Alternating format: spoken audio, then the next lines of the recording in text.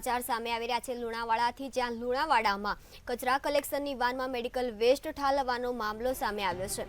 લુણાવાડા નગરપાલિકાની કચરા કલેક્શનની વાનમાં મેડિકલ વેસ્ટનો મામલો સામે આવ્યો છે, જ્યાં કેટલીક ખાનગી હોસ્પિટલ દ્વારા કચરા પેટીમાં નખાતો હતો મેડિકલનો વેસ્ટ। જીપીસીબીના અધિકારીએ શહેરની 2 જેટલી ખાનગી હોસ્પિટલોને નોટિસ પણ આપી છે। શહેરની વિનાયક ઓર્થોપેડિક હોસ્પિટલને 60,000નો દંડ પણ ફટકારવામાં આવ્યો છે। મમતા ગાયનેક હોસ્પિટલને 35,000નો દંડ ફટકારવામાં આવ્યો છે।